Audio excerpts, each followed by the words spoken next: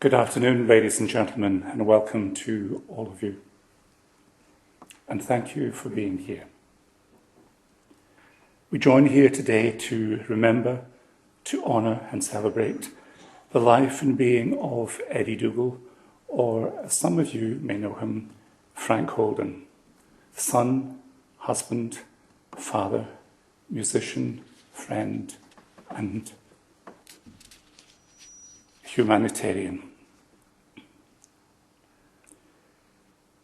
My name is Andrew Hunter and I'm an interfaith minister. And although today's service is not in any particular denomination, it is simply about a life well lived. I mean no disrespect to Eddie this afternoon by having no tie on. I only found out when I got here that having had an operation the other day, I couldn't tie the buttons. And despite the best efforts of one or two of you to help me, we didn't exactly succeed. But I gather from Elizabeth that Eddie probably would not have objected. We have come together today from different places. We are all at different stages on our journeys through life. Our paths are varied, and we look at life, I would imagine, in different ways. And each of us, our hearts will sing its own song. But there is one thing we all have in common. At one point or another, and to some degree or another, our lives have touched the life of Eddie Dougal. And so today we've put aside our usual daily activities for a while and gathered here to give expression to the thoughts and feelings that well up in each of us at this time of loss. And also because, in one way or another, Eddie's death affects all of us. In our short time together this afternoon, I will invite you to reflect on the ways that Eddie lived by principles of kindness, compassion, positivity, and fun, and also of good deeds. All of those the essence of love with a capital L. And we'll also remember the way he touched our lives. We will share memories of him, and we'll be reminded that although it is his parting that has brought us together today, it is his spirit, his life, and the deep meaning he brought to his life and the lives of others that we remember and celebrate and will live on. With that in mind, our time together today will allow us to share happy thoughts as well as sad thoughts, and memories that bring us smiles as well as tears. And all of that is to be welcomed.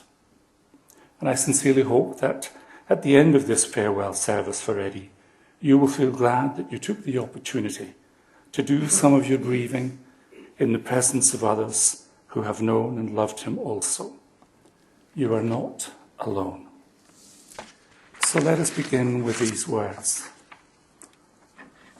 Let us be contented with what has happened to us and thankful for all we have been spared. Let us accept the natural order in which we move. Let us reconcile ourselves to the mysterious rhythm of our destinies, such as they must be in this world of space and time. Let us treasure our joys, but not bewail our sorrows. The glory of light cannot exist without its shadows.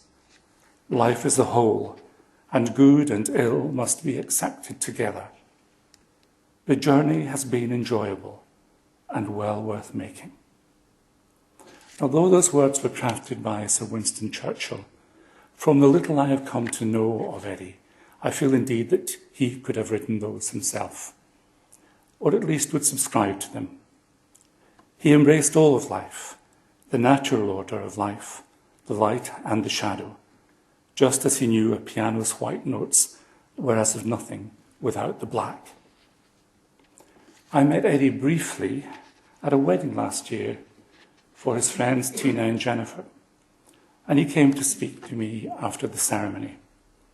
And in a conversation that lasted no more than 20 minutes, it was clear that I was in the presence of a man of honour, a man of humour, a man of deep thinking who trod lightly upon the earth, but who left a huge heart print, a man who it seemed was always available to others, yet did what he did without boast or fanfare or need for recognition. He was one of life's givers. As some of you may know, Eddie lived for a while in Zimbabwe, I think when it was still latterly known as Rhodesia. I was remembering just in these past few days my own first trip to Zimbabwe, a year after so-called independence, and disembarking from the aircraft into the early morning light, I was struck by the deep azure skies, clear and vibrant, stars whose brightness I had never before witnessed. And today, I'm thinking that that majesty is but a small part of the vastness of Zimbabwe, the energetic Eddie wanted to show his son Philip on a father and son trip to that dear country. Even after one of his original diagnoses, some 2 to 3 years ago, he and Elizabeth, his beloved wife, headed down under to Australia and made the most of every moment they could. Eddie never let illness hold him back, and even when his daughter Kellyanne and her partner moved into their new home, Eddie was there, ever ready to work his craft with great works of joinery and carpentry. And even in what were to be his final days, just a few weeks ago, even when fitted to a medical drip, Eddie managed to conceal this under his jacket and set forth to perform one of his many benefit shows for the Marie Curie Foundation. No one would ever have guessed what was going on for him. Some people confuse spirituality with religion, to the extent that they will probably say, I'm not spiritual. Now, for all I know, Eddie may be one of those individuals who would have said that. But from what I can intuit about him, he would fit my definition of one of the most spiritual people ever to grace our earth. He was spirited, lived from the heart. His soul was expressed through his music. He let his heart sing, and his good deeds were filled with compassion and kindness. So let's take a few moments to remember the wonderful voice that is Eddie, the songmaster. This is the song that first took his attention at the age of 14, growing up in the Gorbals in Glasgow. Imagine, if you will, the scene. A living room in his parents' house, an old Grundig record player belting out a song on an old 78 RPM gramophone record, and the young Eddie equally belting it out with one of his mother's pans just to get the acoustics for effect. But it was that moment when that young man decided, I love this song, I love this type of music, I want to have a career in music. And the song that we are now going to hear, The Lady is a Tramp.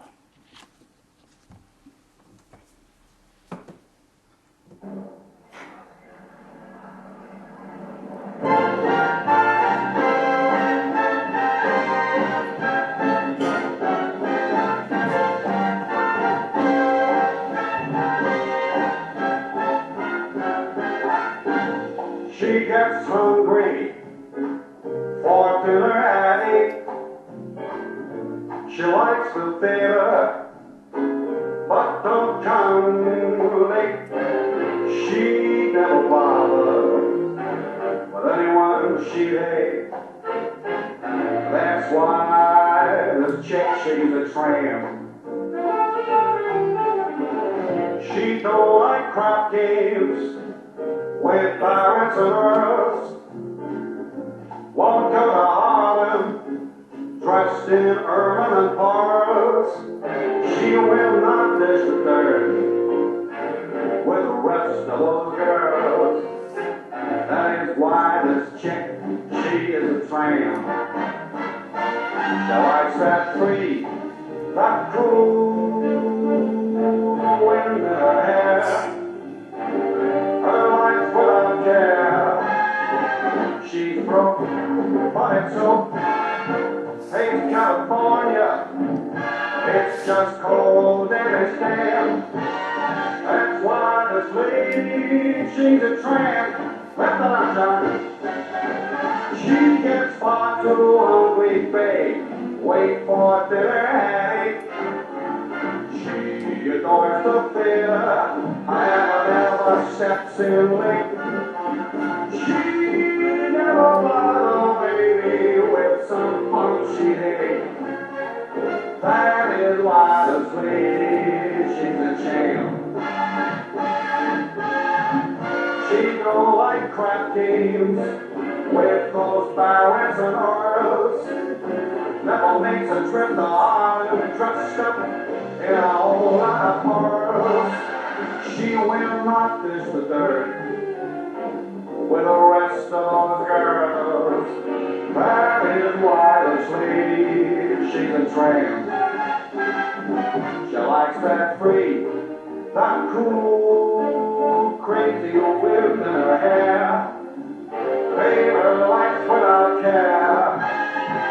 She's broke, but it's so. Hey, California, it's just cold and it's damp. That's why the lady, that is why the lady, that's why the lady is a tramp. Thank you. Thank you so much. Thank you indeed. I'm not quite sure what to call him now, Frank or Eddie. Many of Eddie's musician friends are here amongst us today, and I know there are those today who can sing his praises, both literally and metaphorically, much better than I could do. I would like to invite forward now a great musician, a colleague of Eddie's, and a friend of Eddie's, the wonderful Frank Curran. Frank, if you would come forward, please.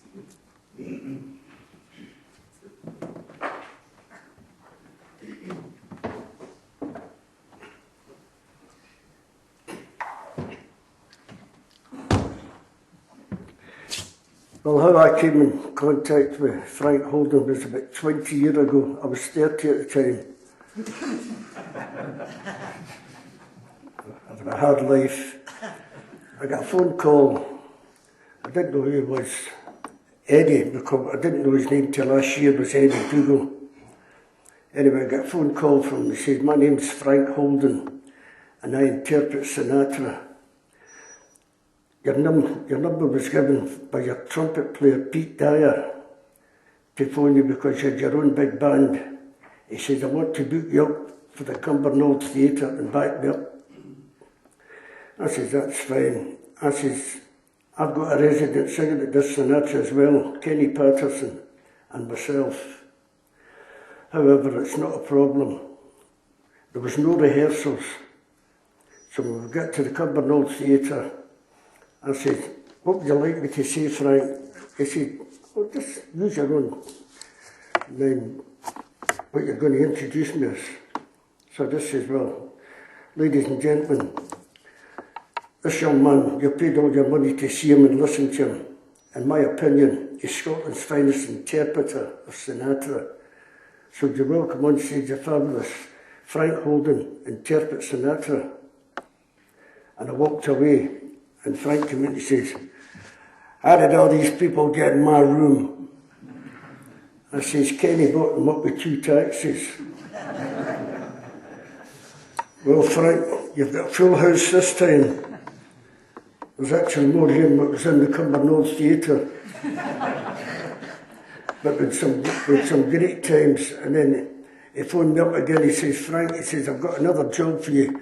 This time it's in the East Kilbride Theatre, the Village Theatre." I said, "That's fine." He says, "It'll just be Kenny and myself that'll be singing." I said, "That'll be right. You think I'm going to put my big band on and listen to you 2 dumplings?" Anyway, the job went well, and that's all I can say about Frank. He's been a fantastic buddy of mine. I did a lot of slagging. I used to say, "You sound more like Nancy Sinatra than Frank." Anyway, Frank, goodbye. What a turnout. Thank you. Thank you very much.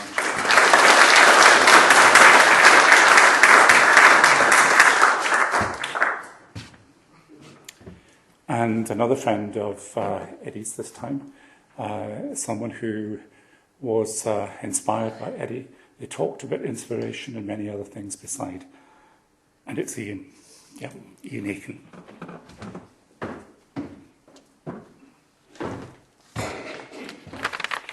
Don't worry, I'm not going to read all this. Now I've messed it up. I was expecting to come on before Frank, so I have to change my script slightly. I was going to introduce Frank to you all, but it doesn't matter. I don't normally get the chance to speak in public, except at weddings. So this is a wee bit different. I've never spoken at a funeral before, so I'll try and be a wee bit light-hearted, but not too much. It's inevitable that Eddie and I should have met at some point. I'll come back to that later on. We first met around about 1989, I think it was. I'd just gone into the joinery business, and there was a paper in Glasgow called the Glaswegian, and every week there was this little advert, pine walls and ceilings by the Pine Man. So eventually I was just getting into advertising as well, so I phoned him up to ask him how he was getting on with his advertising and what he did and so on. And we got talking, and I had a big job coming up. I got a contract with Tennant's Breweries to put a ceiling in one of their pubs, and I couldn't do it myself. So Eddie came and helped me, and from there on, we've helped each other over the years on various jobs. To begin with, most of the jobs are mine because he had his own system, and he did his work the way he wanted to do it. He had a very strict sort of business principle that he taught me right away at the beginning. The most important thing is a fixed price. No matter what you do, you must always have a fixed price. But I was never very good at that. In fact, early on, I went to Tigley's Kitchen in Rutherglen, when he lived in Rutherglen. And I never gave him a price to begin with. I did the job, and I was waiting for him to give me something for doing it. I wasn't looking for very much money at the time. And he said, "I'm not paying you." And it was because I hadn't given him a fixed price. However, we did come to an arrangement afterwards, and I didn't get left high and dry. As I say, Eddie's business model was you have a fixed price, you batter in, you do the job, you get away to the next one. And he did that for many, many years with his pine walls and ceilings. Whereas my system was quite the opposite. I took ages to do any job. I never had a fixed price because I always ended up doing all sorts of extras. And then I never made any profit, as my wife will tell you. Over the years, he's helped me on various jobs. He always had a good laugh at mine because my jobs were always extremely complicated ones. And he always said to me, "How on earth do you ever get all these jobs? They're always the jobs that nobody else wants to do." However, he learned a lot from me, and I learned a lot from him, particularly about pricing. In fact, I remember Elizabeth was asking me to try and remember some amusing incidents. He helped me in a loft conversion one time, and it was quite a big job. And every room in the house was affected except for the lounge. And we're up in the loft this day, and Eddie put his foot through the ceiling of the lounge. So I had to go and plaster the lounge for them.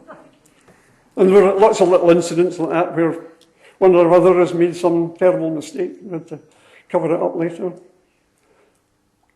So we got to know each other very well over the years that we were working in the joinery business. At that point, I wasn't in the music business. I'd played with bands for years and got a bit fed up with it. And then at some point, Eddie talked about doing the Sinatra thing. He invited me at the time to help him out, but I was just getting back into music again at that point, and I didn't go with him. He found a guy called Greg who helped him set it up. And Greg worked with them for many years while they built up the Frank Holden interprets Sinatra thing, and very successfully. And then Greg later on left, and I helped him out for a short time after that as his keyboard player, or very, very often just pressing the button for the backing tracks, which he used a lot in the smaller jobs. I was never very good at the big band things because I'm not a great sight reader, as some of you will know. Isn't that right, Frank? He eventually got people that could read better for most of his bands. Another aspect of Eddie, which has been mentioned already, is the spiritual and philosophical side. It turns out that, this is what I was saying about the inevitable meeting of Frank and I, because we both had very, very similar beliefs and interests in the spiritual and philosophical parts of life. Eddie was we'd always said he was a working class man from the Gorbals, and he had a bit of a chip in his shoulder that he was working class and he wasn't that good. But Eddie learned in the University of Life and on all the diverse jobs that he did over the years. He had a fantastic knowledge of people and ways of the world, or the ways of the universe, shall we say. Whereas I went to university and studied and got a degree in physics and thought I knew everything. But it took me a long time in the University of Life later on to reach the same level of understanding as he did. One of the things that, Eddie had a Catholic upbringing, as you probably know, and he was always questioning the priests when he was younger at school, and he got into a lot of trouble for that, I believe. Whereas I was brought up in the Protestant church, and I used to sit there and think, this isn't right, there's something not right here. But I never ever questioned it until I had studied it all myself. And I gradually came to very much the same sort of conclusions as Eddie had about the nature of the universe, the nature of life. One of the things that Eddie got involved in, I'm not quite sure what year it was, but he was involved with an organisation called Mind Store. I don't know whether any of you have heard of it. Mind Store is a sort of development of the use of your mind for powerful purposes. And Eddie was a founder member of Mind Store in Glasgow. And he'd also studied a method called the Da Silva method, which, again, probably most of you have never heard of. If you want to know about it, I'll tell you after. Eddie was a great exponent of all these systems in life and in the way he conducted his business and his life in general. And all these systems were about the power of the mind and how much you could do with your mind, and particularly when he became ill. That was a very, very important factor in his dealing with his illnesses. What else was I going to say? I had a very, very difficult time, I know, during the 90s, I think, when Christine was very ill, and he had to deal with lots of lawyers and medics, and he made a great effort to learn all about the law and all about medicine, so as they could talk in equal terms to all these learned medical people and lawyers. And he did a fantastic job at bringing them down to his level and sorting out Christine's life at the time. What else was I going to say? Well, through time, the joinery business kind of waned a bit because nobody wanted pine anymore. And he gradually sort of worked his way out of that and into the singing business. But in between, he did an awful lot running seminars and online courses to do with the mind. And I think one of his topics was depression. He used to do lectures on depression. And never was depressed himself, despite many hurdles that he had to overcome in his life. Particularly, of course, later in life, when he was hit by cancer. So I'll not say much more because most of the musicians here know how good he was in the Frank Holden era.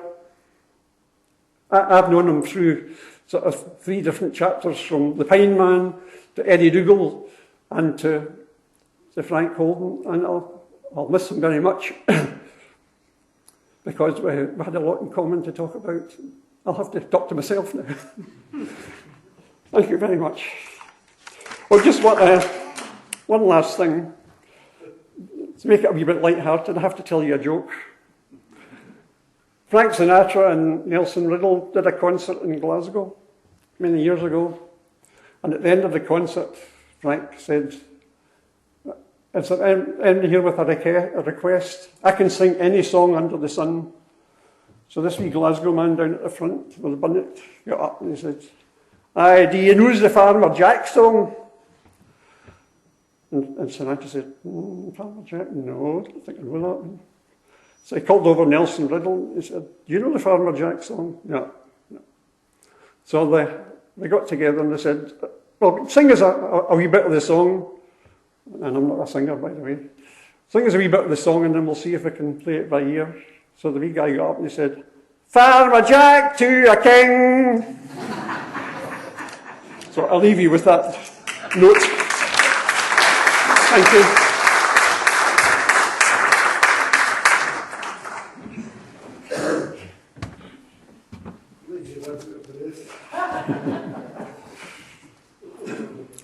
Just want to make this space available if there is anyone here who might want to also add their memories of Eddie, Frank, Elizabeth.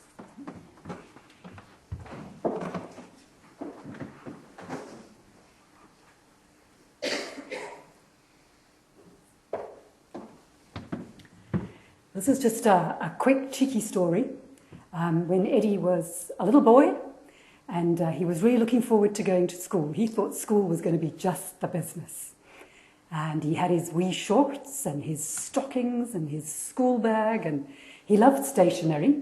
So he had a nice pencil case with all the pencils and rubbers and rulers, and he was just dying to go to school. So off he goes to school, his first day, and he thought he likes the school thing, you know, all his pals there, and you get milk, and he thought it was just the business. And when everyone was leaving, they all had to line up, apparently. There's all St. Francis School, which I know a lot of you have been to and do know. And they're all standing there, and each of them has to go out in a line, one after the other, outside at the end of the school day. So he's standing in his turn there, and he's leaving the school door, and he sees at the railings all the mummies and daddies lined up. And they're all waving. And he thinks, they're all here for me. And he thought that was just fantastic. And I can tell you now, he's sitting there and he's looking at you all going, you're all here for me. Thank you so much for being here. And also for the people who are only here in spirit because they live in such faraway places as Australia, the United States, Canada, Greece, Austria, Belgium, South Africa, and people who are in other places of the country who cannot be here at the moment. They're thinking of you too. And thanks very, very much. And one last thing that was close to Eddie's heart is, if we could only just all be kind to each other, just be kind to each other, life could be just so much easier. Thank you all.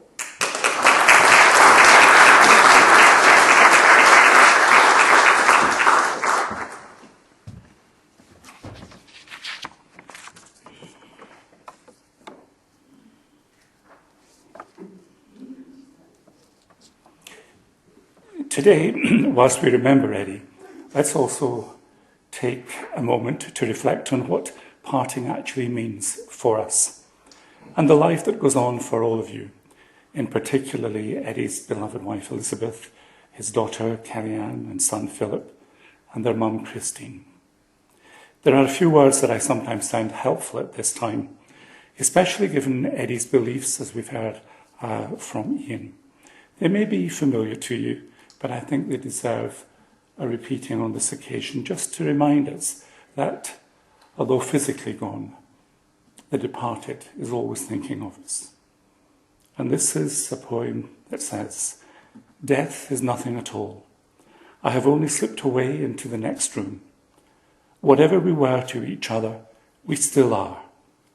Please call me by my old familiar name. Speak of me in the same easy way you always did. Laugh as we always laughed at the little jokes we shared together. Think of me and smile. Let my name be the household name it always was, spoken without the shadow of a ghost in it. Life means all it ever meant. It is the same as it ever was. Death is inevitable, so why should I be out of mind because I am out of sight? I am but waiting for you, for an interval very near. Nothing is past or lost. One brief moment and all will be as it was before. only better and happier. Together forever, all is well. And I'm sure he would wish all of you great wellness, just as we've heard today about his power of positive thinking. And he would wish you much more besides. So I ask you now to perhaps even just close your eyes and listen to the lyrics of this next song, where he wishes you indeed the best of everything.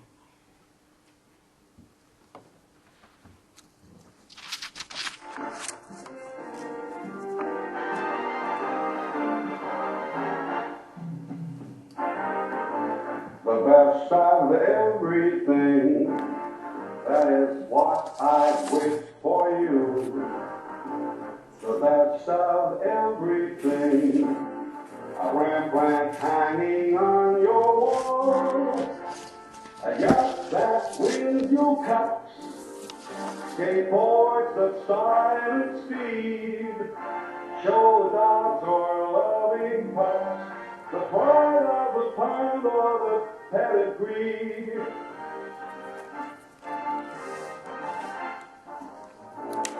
I hope you win that prize, that's that blue ribbon test. I hope your good keeps getting better till your better best. With every wine you taste, with every song you sing, by now you may have guessed, I hope you get the best of everything.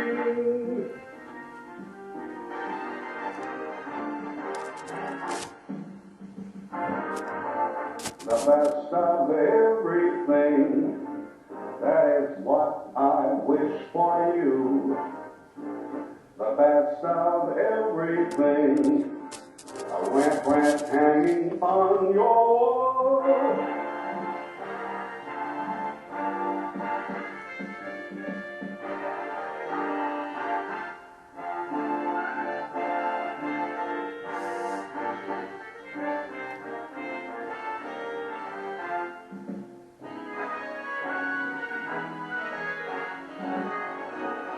I hope you win that prize, perhaps that blue ribbon test. I hope your good keeps getting better till your better's best. With every wine you taste, with every song you sing, by now you may have guessed, I hope you get the best of everything.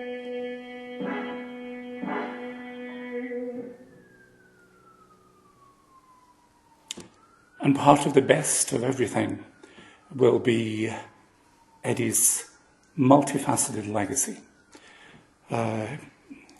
If you care to go onto the website, you will find his website, which has lots of videos of him and fellow musicians, so you can enjoy his music. As Ian was mentioning, he also set up an organisation, and he still has a website there called intuition.com. He was a great believer in the power, not just of positive thinking, but in tapping into your inner wisdom, into your intuition. And on that, he leaves quite a lot of advice, particularly for those of you in times of need. If you need some inspiration, I would thoroughly recommend that you look it up, intuition.com. Eddie leaves behind his wonderful wife Elizabeth, his son and daughter Philip and Kellyanne. And although they will be supportive of each other, I believe it is our role too, without being intrusive, to let them know that we are meaningfully there for them and for each other today, over the weeks and the months that lie ahead. We each have different ways of grieving and different ways of needing support. Eddie was passionate to share his knowledge of and trust in the power of intuition, as I mentioned, with anyone and everyone who would listen, helping them have intuition, find the right partner, solve problems, find solutions to challenges or problems they were presented with, to even run their business, and a whole list of other things that occur in everyday life. Alongside his intuition, as part of it, Eddie always found it very important in his life, especially when under pressure or negative stress, to have a safe and wonderful place, his imagination, a place where he could go to that always brought him peace, clarity of thought, and a feeling that no matter what, he was never alone. He always just knew he had backup and support, that he would always win through and be safe. He just knew that he would never be in any situation alone. And it's this place in your imagination he encourages you also to find. That's exactly what he wanted to share in his intuitive work. He created this solutions office, a sanctuary to which people could go for help and inspiration. And so his legacy in this work lives on and can be found on that website, intuition.com. And in it, he leaves us with at least 4 golden nuggets of wisdom. I almost want to hear him say this as Frank Sinatra, but I won't even attempt that. He says, "So you think things are tough? Well, this little guy found a way. Can you? Life, I think, is working to get everything in balance. Everything is a golden opportunity for you. You just have to look for it. And never give up. You'll be surprised how close you are." So let us join even closer to Eddie at his request in prayer. As you are able, I invite you to bow your heads, close your eyes, and join in the Lord's Prayer.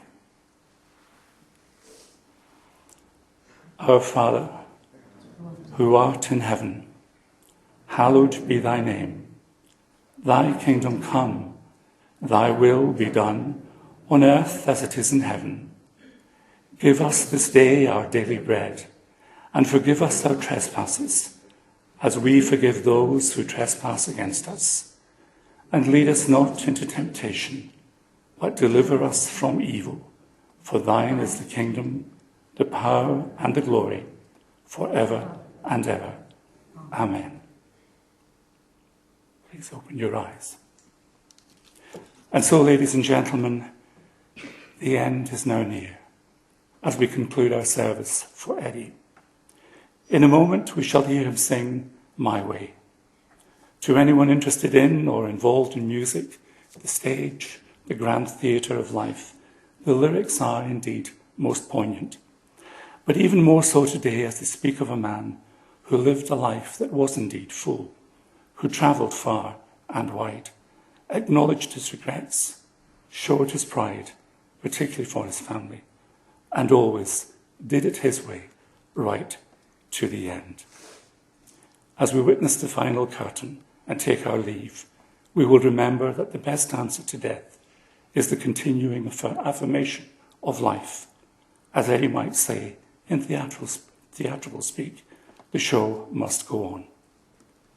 And so may the love of families and friends, joyful memories and hope for the future give you peace and strength to live your lives enthusiastically and beautifully, as Eddie did and would have encouraged you to do. In love and appreciation, we say farewell now to the physical body of Eddie Dougal. May his soul rest in peace. I thank you. And now, here he is one more time with My Way. To Eddie.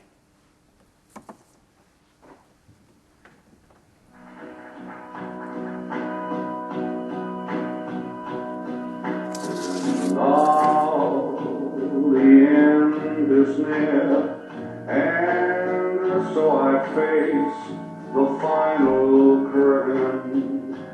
My friend, I'll say it clear, I'll state my case, of which I'm certain.